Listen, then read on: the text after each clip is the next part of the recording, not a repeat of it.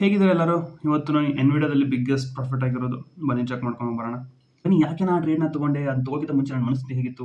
ಮನಸ್ಥಿತಿ ಹೇಗಿತ್ತು? ಏನು ವಿಚಾರ ಮಾಡ್ತಾ ಇದ್ದೆ ಅಂತ ನೋಡ್ಕೊಂಡು ಬರೋಣ. ಈಗ ನೋಡ್ಬೋದು ನೀವು ಎನ್ವಿಡಿಯಾ ಸ್ಟಾಕಲ್ಲಿ. ಎನ್ವಿಡಿಯಾ ನಾನು ತಗೊಂಡಿರೋದು ಈ 204 ಇತ್ತಲ್ಲ ಅದ್ರಲ್ಲಿ ನಾನು ಬೈ ಮಾಡಿದ್ದೆ. ಅದು ಫುಲ್ ಕರೆಕ್ಟ್ ಬಾಟಮ್‌ನ ಹೇಗೆ ಕ್ಯಾಚ್ ಮಾಡಿದೆ ಅಂತ ನೋಡ್ಕೊಂಡು ಬರೋಣ ಬನ್ನಿ. ಈಗ ವೀಕ್ ವಿಡಿಯೋದಲ್ಲಿ ನೋಡಿದ್ರೆ ನೀವು ಅದ್ರಲ್ಲಿ ಯಾವಾಗಲೂ ಮಾರ್ಕೆಟ್ ಗ್ಯಾಪ್ ಅಪ್ ಓಪನ್ ಆಗುತ್ತೆ, ಗ್ಯಾಪ್ ಅಪ್ ಓಪನ್ ಆಗುತ್ತೆ ಅಂತ ಹೇಳ್ತಾ ಇದೆ. ಬಟ್ ಗ್ಯಾಪ್ ಡೌನ್ ಓಪನ್ ಆಯ್ತು. ಗ್ಯಾಪ್ ಡೌನ್ ಓಪನ್ ಆದ ತಕ್ಷಣ ಎಷ್ಟು ಆಯ್ತು? ಗ್ಯಾಪ್ ಡೌನ್ ಓಪನ್ ಆದ ತಕ್ಷಣ ನಾನು ಎಷ್ಟು ಪ್ರೀವಿಯಸ್ ಡೇ ಪ್ರಾಫಿಟ್ ಅದನ್ನೆಲ್ಲ ಎರಡಿಗೇಟ್ ಮಾಡ್ಬಿಡ್ತು ಆಯ್ತಾ? ಅಷ್ಟೆಲ್ಲ ಎರಡಿಗೇಟ್ ಮಾಡಿದಾದ್ಮೇಲೆ ನೆಕ್ಸ್ಟ್ ಡೇ ಕ್ಯಾಂಡಲ್ ಏನಾಯ್ತು? ಗ್ಯಾಪ್ ಅಪ್ ಓಪನ್ ಆಯ್ತು. ಆ ಗ್ಯಾಪ್ ಅಪ್ ಓಪನ್ ಇಲ್ಲಿ ನೋಡಿ ತೋರಿಸ್ತಾ ಇದ್ದೀನಿ. ಇಲ್ಲಿ ಗ್ಯಾಪ್ ಅಪ್ ಓಪನ್ ಆಯ್ತು. ಗ್ಯಾಪ್ ಅಪ್ ಓಪನ್ ಆದ ತಕ್ಷಣನೇ ಫುಲ್ ಬಾಟಮ್ ಬಂದಿರೋದು. ಅಂದ್ರೆ ಈ ತರ ಒಂದು ಸಡನ್ ಕ್ಯಾಂಡಲ್ಸ್ ಬಂದಿರೋದಲ್ಲ, ಈ ತರ ಸಡನ್ ಕ್ಯಾಂಡಲ್ಸ್ ಯಾವಾಗೂ ಸಸ್ಟೈನ್ ಆಗಿರಲ್ಲ. ಇದೇ ಸೆಟಪ್ಗೆ ನಾನು ಸಡನ್ ಕ್ಯಾಂಡಲ್ಸ್ ಈ ತರ ಬಂದ ತಕ್ಷಣ ನಾನು ಇನ್ನೊಂದು ಅಬ್ಸರ್ವ್ ಮಾಡಿದೆ. ಇದು 15 ಮಿನಿಟ್ಸ್ ಅಲ್ಲಿ ಫಸ್ಟ್ 5 ಮಿನಿಟ್ಸ್ ಕ್ಯಾಂಡಲ್ ಬರೋಣ. 5 ಮಿನಿಟ್ಸ್ ಕ್ಯಾಂಡಲ್ ನೋಡಿ. ಯಾವಾಗ ಮಾರ್ಕೆಟ್ ಸಡನ್ ಆಗಿ ಮೇಲಿಂದ ಬೀಳುತ್ತೆ ಅಥವಾ ಕೆಳಗಿಂದ ಸಡನ್ ಆಗಿ ಮೇಲೆ ಹೋಗುತ್ತೆ, ಯಾವಾಗ ಡೇ ಲೋಗಳು ಅಥವಾ ಡೇ ಹೈಗಳು ಏನಾಗುತ್ತೆ ಅದು ಸಪೋರ್ಟ್ ಅಂಡ್ ರೆಸಿಸ್ಟೆನ್ಸ್ ಆಕ್ಟ್ ಆಗುತ್ತೆ ಆಯ್ತಾ? ಈಗ ಸಡನ್ ಆಗಿ ಮಾರ್ಕೆಟ್ ಗ್ಯಾಪ್ ಓಪನ್ ಆಯ್ತು. ಗ್ಯಾಪ್ ಓಪನ್ ಆದ ತಕ್ಷಣ ಮಾರ್ಕೆಟ್ ಪ್ರೀವಿಯಸ್ ಡೇ ಲೋ ವರೆಗೂ ಬಂತು. ನನ್ನ ಡೇ ಕ್ಯಾಂಡಲ್ ಲೋಗೆ ಡೈರೆಕ್ಟ್ ಹಿಟ್ ಆಯ್ತು.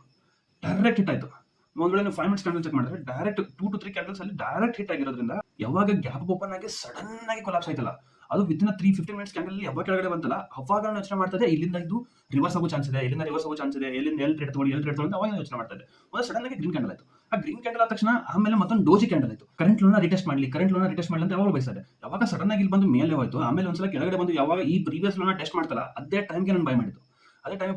ಇಲ್ಲಿ ನೋಡಿ, ನಾನು ಯೂಸ್ ಮಾಡ್ತಾ ಇರೋ ಪ್ಲಾಟ್ಫಾರ್ಮ್ ಶಾಕ್ ಎಕ್ಸ್ಚೇಂಜ್ ಅಂತ. ಇದ್ರ ಬಗ್ಗೆ ನಿಮ್ಗೆ ಸಪರೇಟ್ ವಿಡಿಯೋ ಬೇಕು ಅಂತ ಹೇಳಿ ಸಪರೇಟ್ ಡೆಡಿಕೇಟೆಡ್ ವಿಡಿಯೋ ಮಾಡ್ತೀನಿ. ಆಸ್ ಎ ಟ್ರೇಡರ್ ಅನ್ವಯಿಸೋದೇನೋ ಯಾವ್ದಾದ್ರು ಸ್ಟಾಕ್ ಆಗಿರಲಿ, ಯಾವ್ದಾದ್ರು ಇಂಡೆಕ್ಸ್ ಆಗಿರಲಿ, ಆ ಪರ್ಟಿಕ್ಯುಲರ್ ಇಂಡೆಕ್ಸ್ಗೆ ನಾವು ಒಂದು ಚೆನ್ನಾಗಿರೋ ವಾಲ್ಯೂಮ್ ಇರಬೇಕು. ಅಂದ್ರೆ ತುಂಬಾ ಜನ ಟ್ರೇಡ್ ಮಾಡ್ತಿರ್ಬೇಕು. ಅದ್ರ ಜೊತೆಗೆ ಅದು ಸ್ಟಾಕ್ಸ್ ಆಗಲಿ ಇಂಡೆಕ್ಸ್ ಆಗಲಿ ಮೇಲೆ ಕೆಳಗೆ ಓಡಾಡ್ತಿರ್ಬೇಕು. ಅಂದ್ರೆ ವಾಲಿಟಿಲಿಟಿ ಜಾಸ್ತಿ ಇರಬೇಕು. ಆ ತರ ನೋಡ್ಕೊಂಡು ಹೋದಾಗ ನಾನು ಯಾವಾಗ ಇಂಡಿಯನ್ ಸ್ಟಾಕ್ ಮಾರ್ಕೆಟ್ ಅಲ್ಲಿ ನಾನು ಎಂಟ್ರಿ ಮಾಡಬೇಕು, ಎಕ್ಸಿಟ್ ಮಾಡಬೇಕು ಅಂದ್ರೆ ತುಂಬಾ ರೂಲ್ಸ್ ಅಂಡ್ ರೆಗ್ಯುಲೇಷನ್ಸ್ ಮಾಡಿರೋದ್ರಿಂದ ಈ ತರ ನಾನು ಶೋ ಮಾಡೋಕ್ಕಾಗಲ್ಲ.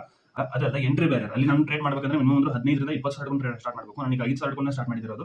ಇದರಲ್ಲಿ ನೀವು ಎಷ್ಟು ಅಮೌಂಟ್ ಗಳಿಸ್ತಿದ್ದೀನಿ ಅದನ್ನೆಲ್ಲ ಯಾವ ಕ್ಯಾಲ್ಕುಲೇಟ್ ಮಾಡಕ್ಕೆ ಹೋಗಬೇಡಿ. ಬಿಕಾಸ್ ನನಗೆ ಯಾವ ಟ್ರೇಡು ಯಾವ ಪ್ಲಾಟ್ಫಾರ್ಮ್ ಇಂದ ಮಾಡ್ತಾ ಇದ್ದೀನಿ ಅದು ನನಗೆ ಯಾವುದು ಮ್ಯಾಟರ್ ಆಗಲ್ಲ. ಸದ್ಯಕ್ಕೆ ಈಗ ನಾನು ಬಯಸ್ತಾ ಇರೋದು ನನ್ನ ಸ್ಕಿಲ್ ಸೆಟ್ ನ ಇನ್ಕ್ರೀಸ್ ಮಾಡ್ಕೋಬೇಕು ಅಂತ ಬಂದಿರೋದು. ನಾನು ಇದರಲ್ಲಿ ನಾನು ಎಷ್ಟು ಪ್ರಾಫಿಟ್ ಆಗ್ತಿದೆ, ಎಷ್ಟು ಲಾಸ್ ಆಗ್ತಿದೆ ಅದನ್ನು ಯೋಚನೆ ಮಾಡ್ತಿಲ್ಲ. ನಾನು ನೋಡ್ತಾ ಇರೋದು ನನಗೆ ಆಕ್ಟಿವ್ ಆಗಿ ಪರ್ಸೆಂಟೇಜ್ ಆಫ್ ರಿಟರ್ನ್ಸ್ ಎಷ್ಟು ಬರ್ತಿದೆ, ನಾನು ಹಾಕಿರೋ ಅಮೌಂಟ್ಗೆ ಎಷ್ಟು ಪರ್ಸೆಂಟೇಜ್ ಅಮೌಂಟ್ ಇನ್ಕ್ರೀಸ್ ಬರ್ತಿದೆ. ಸದ್ಯಕ್ಕೆ ಈಗ ನಾನು ಕಡಿಮೆ ಅಮೌಂಟ್ ಹಾಕಿರೋದ್ರಿಂದ ಕಡಿಮೆ ಪ್ರಾಫಿಟ್ ಬರ್ತಿದೆ.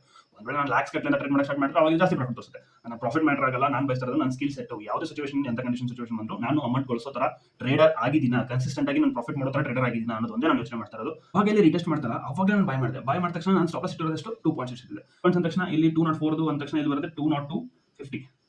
ಎಕ್ಸಾಕ್ಟ್ ಇಲ್ಲಿ ಬರುತ್ತೆ. ಇಲ್ಲಿ ಒಂದು ಸ್ಟಾಪ್ ಲಾಸ್ ಇಟ್ಟಿದೆ. ಇಲ್ಲಿ ಇಟ್ಟಿದ್ದು ಆಮೇಲೆ ಯಾವಾಗ ಪ್ರಾಫಿಟ್ ಜಾಸ್ತಿ ಆಗ್ತಾ ಹೋಗ್ತಾ ಟ್ರೇಡ್ ಮಾಡ್ತಾ ಹೋಗುತ್ತೆ. ಫಸ್ಟ್ ಇಲ್ಲಿ ಟ್ರೇಡ್ ಮಾಡಿದೆ, ಆಮೇಲೆ ಇಲ್ಲಿ ಟ್ರೇಡ್ ಮಾಡಿದೆ, ಈಗ ಇಲ್ಲಿ ಟ್ರೇಡ್ ಮಾಡಿದ್ದೀನಿ. ಸೊ ನಾನು ಬಯಸ್ತಾ ಇರೋದನ್ನು ಎಷ್ಟಾಗಲ್ಲ ಪ್ರಾಫಿಟ್ ಸಿಗಲಿ ಅಂತ ಹೇಳಿ. ಈಗ ನೋಡಿ ನಾನು ಇಲ್ಲಿ ಟ್ರೇಡ್ ಮಾಡಿದ್ದೀನಿ. ಇಲ್ಲಿ ನಾನು ಜೂಮ್ ಮಾಡ್ತೀನಿ. ಈಗ ನಾನು ಹೇಳ್ತಾ ನಾನು ಈಗ ಇಲ್ಲಿ ಟ್ರೇಡ್ ಮಾಡಿದ್ದೀನಿ. ಯಾವಾಗ ನನ್ನ ಪ್ರಾಫಿಟ್ ಇಲ್ಲಿದ್ದಾಗ ಜಾಸ್ತಿ ಇತ್ತು. ಒಂದ್ ವೇಳೆ ಇಲ್ಲಿದ್ದಾಗ ಇಲ್ಲಿ ಕಡಿಮೆ ಆಗ್ತದೆ ಅಂತ ಹೇಳಿ ನಾನು ಬುಕ್ ಮಾಡಬೇಕು. ನಾನು ಬುಕ್ ಮಾಡಿಲ್ಲ. ನಾನು ಏನು ಮಾಡ್ತೀನಿ, ಒಂದು ಯಾವುದೋ ಒಂದು ಸ್ಟಾಕ್ ಬಂದ ತಕ್ಷಣ ಈಗ ಇನ್ನೂ ಜಾಸ್ತಿ ಸಿಗ್ಬೋದಲ್ಲ ಅಂತ ತಕ್ಷಣ ನಾನು ಟ್ರೇಡ್ ಮಾಡ್ಬಿಡ್ತೀನಿ. ಯಾವುದೇ ಸ್ಟಾಕ್ ಆಗಿರಲಿ ನಾನು ಬಯಸ್ತಾ ಇರೋದನ್ನ ಈಗ ಇಲ್ಲಿದ್ದಾಗ ಒಂದ್ ವೇಳೆ ನಾನು ಇದನ್ನ ಬುಕ್ ಮಾಡ್ಕೊಂಡ್ಬಿಟ್ರೆ ಈಗ ಇಲ್ಲಿ ನೋಡಿ ಇಲ್ಲಿಗಿಂತ ಸ್ವಲ್ಪ ಜಾಸ್ತಿ ಹೋಗಿದೆ. ಇದು ಪ್ರಾಫಿಟ್ ಸಿಗ್ತಾ ಇಲ್ಲದೆ ಇರ್ಬೋದು. ಮಾರ್ಕೆಟ್ ಒಂಚೂರು ಟೈಮ್ ಕೊಡಿ. ಮಾರ್ಕೆಟ್ ಒಂದ್ ವೇಳೆ ನಿಮ್ಗೆ ಜಾಸ್ತಿ ಕೊಡಬೇಕು ಅಂದಾಗ ಜಾಸ್ತಿ ಕೊಡುತ್ತೆ. ಯಾವಾಗ ಖುದ್ದು ಮಾರ್ಕೆಟ್ ನಿಮಗೆ ಜಾಸ್ತಿ ಕೊಡ್ತಿರ್ಬೇಕಾದ್ರೆ ನೀವೇ ಅದನ್ನ ಕಡಿಮೆ ತಗೋಬೇಕು ಅಂತ ಬಯಸ್ತೀರಾ? ನೋಡೋಣ, ಇನ್ನು ಮಾರ್ಕೆಟ್ ತುಂಬಾ ಇದೆ. ಇಲ್ಲಿವರೆಗೂ ಬಿಟ್ಟಿದ್ದೀನಿ. ಇದರಲ್ಲಿ ನಾನು ತುಂಬಾ ಒಳ್ಳೆ ಪ್ರಾಫಿಟ್ ಟ್ರೇಡ್ ಆಗಿರೋದು.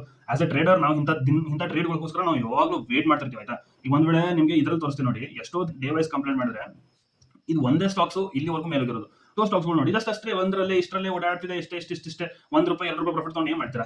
₹1 ಪ್ರಾಫಿಟ್ ಅಲ್ಲ, ಮಿನಿಮಮ್ ನಾವು ಯಾವಾಗ ₹2 ಸ್ಟಾಪ್ ಲಾಸ್ ಇಟ್ಟಿರ್ಬೇಕಾದ್ರೆ ನಾವು ಇಟ್ಟಿರೋ stop loss minimum 2 to 3% expect ಮಾಡ್ತಿರೋದು. ನಾನು ಯಾವಾಗಲೂ ಇಟ್ಟಿರೋದು 2 to 3%. ಅಂದ್ರೆ 1:3 ನಾನು ಬಯಸ್ತಾ ಇರೋದು. ನಾನು ₹1 ಸ್ಟಾಪ್ ಲಾಸ್ ಇಟ್ಟರೆ ಅದಕ್ಕೆ ₹3 ಬಯಸ್ತಿರ್ತೀನಿ. ಹಾಗೆ ನೋಡಿದ್ರೆ ಎಲ್ಲಾ ಕಂಪನಿಗಳು ಇಷ್ಟೇ ನೋಡಿ, ಇದು ಚಿಕ್ಕದಾಗಿದೆ. ನೋಡೋಣ, ಇದೇ ತರ ಟ್ರೇಡ್ ಮಾಡ್ತಾ ಇರ್ತೀನಿ. ನಾನು ಅನ್ಸಿದ್ನೆಲ್ಲ ನಿಮ್ಗೆ ಗೊತ್ತಾ ಇರ್ತೀನಿ. ನಿಮ್ಗೆ ಚೆನ್ನಾಗಿ ಅನ್ಸಿದ್ರೆ ಫಾಲೋ ಮಾಡಿ, ಶೇರ್ ಮಾಡಿ, ಸಬ್ಸ್ಕ್ರೈಬ್ ಮಾಡಿ.